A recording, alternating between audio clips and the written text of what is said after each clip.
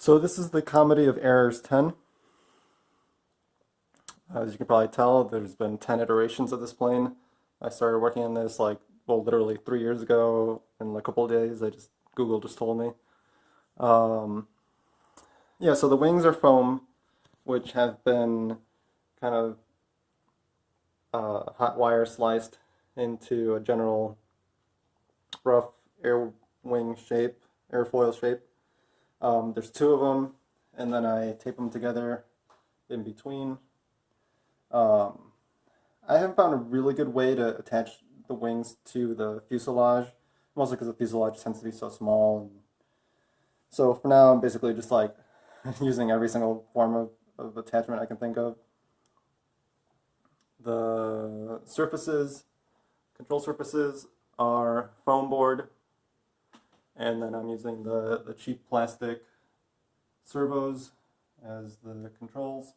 I do have the fancy plastic, what do they call them, hooks or horns. There's another one, and then sometimes I'll use steel push rods, sometimes I use paper clips. They both work pretty well. The nice thing about paper clips is you can bend them to adjust their size. I had to use some extenders to get all the way back to the radio. I actually haven't hooked up the radio yet, but that's where it would go.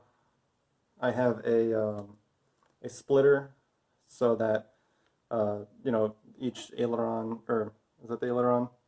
I guess it is. Anyways, they go in opposite directions because the servos are pointing in opposite directions. But the point is that I can control both with just one controller, which is what the controller wants, unless I do some sort of fancy programming, in which case I can do airfoils. I originally had the battery hooked up here, that's why there's Velcro. But due to the center of mass being wacky, I ended up just taping it here, and that's what I'm doing right now as I'm charging it. Maybe I'll figure out some sort of more permanent way to do this in the future. Here's the radio, by the way.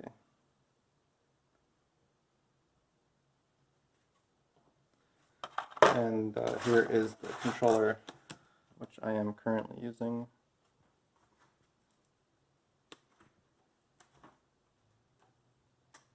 It's pretty good.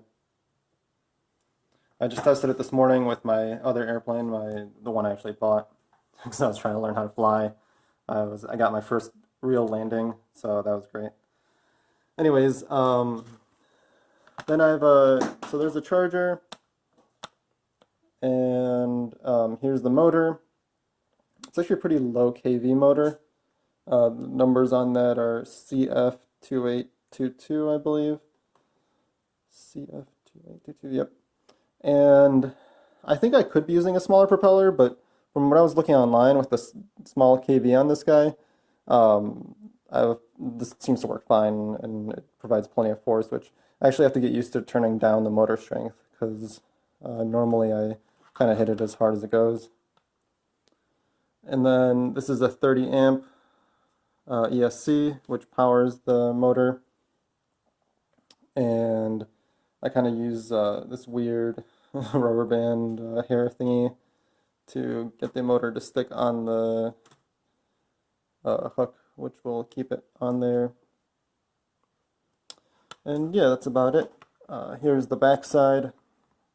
I'm using the fancy metal servos for the back, for the ailerons. Basically, I have the carbon rods which come down and then kind of glue tape into this foam area. And then a second set of carbon rods come out, which hold the rest of the plane in. I was tempted to name this plane Duct Tape Dreams of Flight, but I ended up going with Comedy of Errors, and it's 10th iteration already. I'm going to add one more carbon rod, just because I have a feeling it's going to try to bend too much if I don't. But the nice thing is that this weighs about a third of what my other plane weighs, like the one I actually bought. So I shouldn't have too many issues. And I do agree it's kind of long for a plane, and probably I wouldn't need that second rod if I made it shorter. But this helps with getting a good center of mass and having like this much, you know, distance between the wing and the motor helps with getting it to, you know, having a lot of space to pick where the battery goes and getting a good center of mass. Yeah, that's about it. All right, so here we are at the park. We can see that it's pretty clear, especially in the direction in which we're flying, which will be that way. Wind's coming from in front of us, which is the direction you want to throw the plane. When you throw the plane, you want to throw it at like 30 to 45 degrees upwards. I'm going to launch it with full motors because I don't know if the motors are strong enough and I don't want it to come back down. And you want to launch it with your left hand, even though it'd be more comfortable to launch it with your right, because you need to be able to control the back control surfaces, the elevators. Yeah, that's about it. Let's see how it goes. First flight.